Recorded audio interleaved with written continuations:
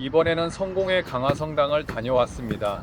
겉모습은 전통 한옥이지만 내부는 서양 바실리카 양식을 따르고 있습니다.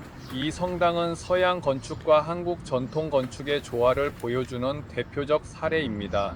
외부는 팔작지붕과 목조 구조이며 내부는 높은 천장과 기둥이 특징인 바실리카의 양식입니다. 성당의 배치는 불교 사찰의 구성을 연상시키며 외산문과 내산문을 지나 성당 본당에 이릅니다. 초기 성공의 선교사들은 한국 문화에 대한 깊은 이해와 존중이 있었습니다. 트롤로프 신부는 건축의 조화를 통해 토착화를 실현하고자 했습니다. 강화성당은 한국 기독교 건축사에서 중요한 위치를 차지하며 서양 종교가 한국 문화에 어떻게 녹아들었는지를 보여주는 귀중한 유산입니다. 이 성당은 단순한 종교 건축물을 넘어 문화와 종교의 융합을 통해 새로운 건축적 가치를 창출한 사례로 평가받고 있습니다. 강화도는 한때 고려의 수도였고 조선의 외교 전략지였으며 개화기의 격전지였습니다. 그 중심에 강화읍이 있었고 바로 그 언덕에 성공의 강화읍 성당이 세워졌습니다. 성당은 단지 종교 공간이 아니라 서구 문명이 조선 땅에 처음 발을 디딘 흔적 중 하나입니다. 총칼 대신 성직자와 건축이 들어왔고 낯선 기독교가 한옥의 옷을 입고 다가왔습니다. 성당이 지어진 1900년은 고종이 황제가 되고 조선이 대한제국으로 전환되던 해입니다. 혼란과 변화 속에서 이곳은 새로운 질서와 영적 위안을 찾는 공간이 되었습니다. 강화읍 성당은 단순한 교회가 아닙니다. 제국주의와 개신교, 한옥과 서양 건축, 전통과 변화가 교차하는 이 역사의 현장이자 그 자체가 하나의 문화적 증언입니다. 성당에 들어서면 맨 처음에 돌로 된 육중한 세례대를 마주합니다. 구약시대 성소 입구에 물두멍을 두고 몸을 깨끗이 하고 들어갔다는 이야기와 연관이 있는 것 같습니다.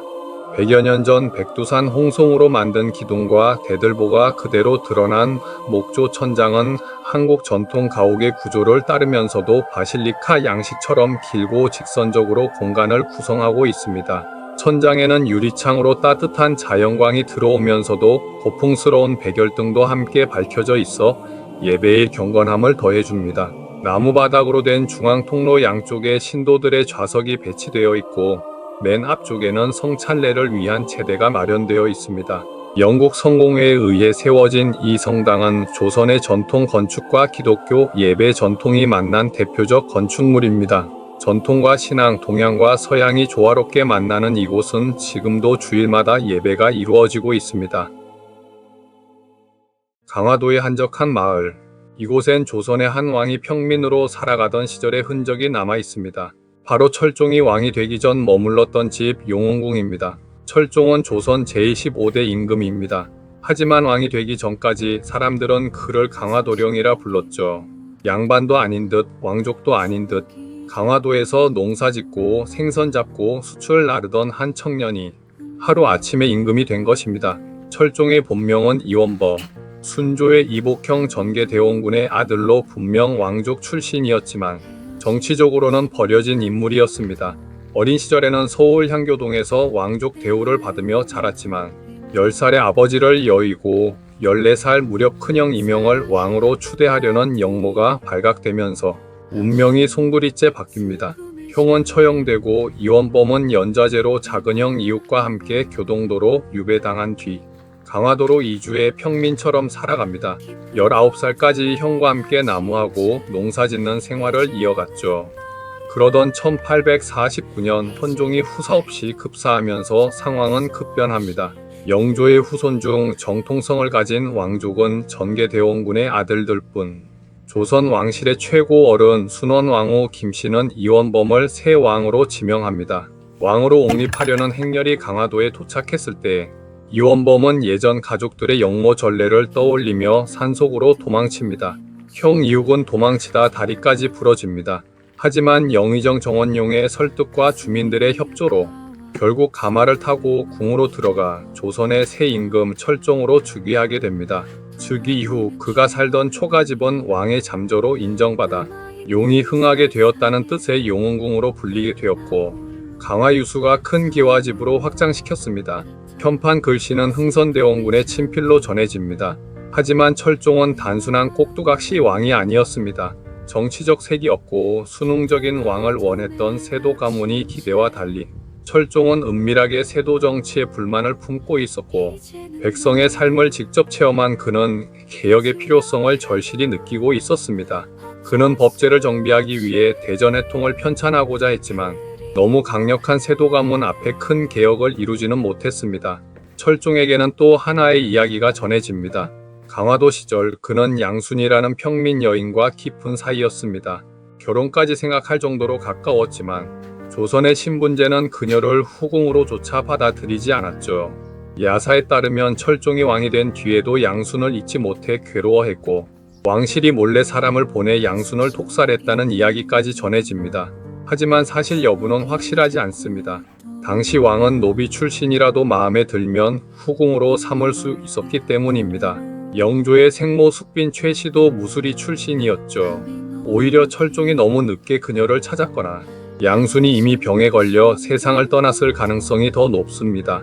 진실은 알 수 없지만 강화도 시절 순박한 청년 이원범에게도 가슴 아픈 사랑이 있었다는 건 사람들의 마음을 울립니다. 자유롭게 살던 청년 이원범이 하루아침에 임금이 되면서 겪은 심리적 압박은 상상 이상이었습니다.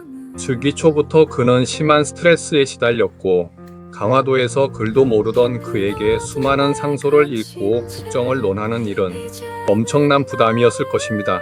그는 심신의 고통을 달래기 위해 술에 의지했다는 기록도 남아 있습니다.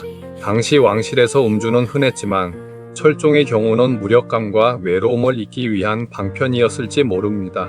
철종은 결국 33세의 젊은 나이에 세상을 떠납니다. 사인은 지병으로 기록되었지만 일각에서는 세도 정치를 유지하려는 세력에 의해 독살되었을 가능성도 제기되고 있습니다. 확실한 건 그 삶이 짧았고 고단했으며 왕이라는 이름 뒤에 숨은 한 인간의 외로움과 고통이 있었다는 사실입니다. 오늘날 용흥궁은 조용한 옛집처럼 보이지만 이곳에는 조선의 한 왕이 겪었던 고단한 삶과 사랑, 정치의 무게가 고스란히 담겨 있습니다. 1232년 고려 고종 19년에 실권자 최우는 몽골의 침입에 대응하여 수도를 강화도로 옮깁니다. 이곳 강화도에는 정궁뿐만 아니라 행궁, 별궁, 관하 등이 조성되었고 국호도 강도로 바꾸었습니다. 무려 39년 동안 수도로 기능하였고 1270년 원종이 몽골과 화친을 맺은 후 개경으로 환도하면서 궁궐은 철거됩니다. 조선시대에도 전쟁이 일어나면 강화는 왕실의 피난지로 활용되었습니다. 인조 9년에는 고려궁지 터에 행궁을 다시 세웠으나 병자호란 때 청군에게 함락되었습니다. 그 후 세워진 강화 유수부의 건물들도 병인양요 당시 프랑스군에 의해 대부분 불탔고 현재는 동원과 이방청만이 남아 있습니다. 강화동원은 조선시대 지방관청이었으며 긴급 상황에는 왕의 거처로도 사용된 기록이 있습니다.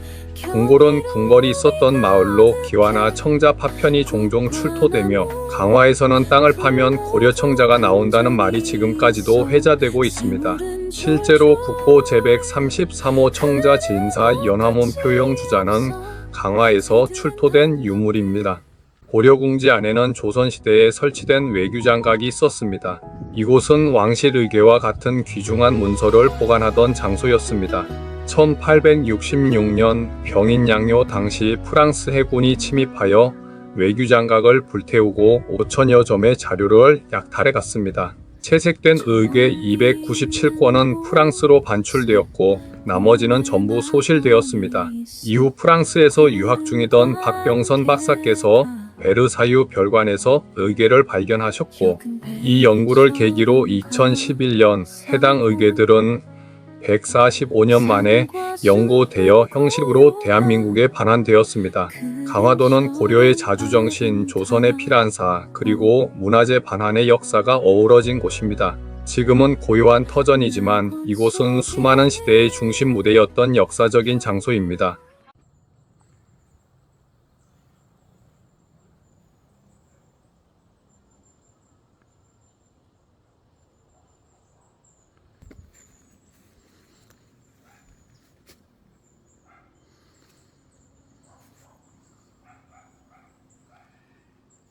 규장각 오른쪽으로 3분 정도 가면 멋진 느티나무가 있습니다. 수백 년 된 이 나무 밑에 앉아 숲속의 작은 소리에 귀 기울여 보십시오. 작은 곤충과 새들과 바람소리가 새롭습니다. 과거의 역사는 흔적을 남기고 사라졌어도 이 나무는 그 시간을 고요히 품고 오늘도 말없이 그 자리를 지키고 있습니다. 당신이 잠시 앉아 숨을 고르는 그 순간에도 세월은 나뭇가지 사이로 조용히 흘러가고 있습니다.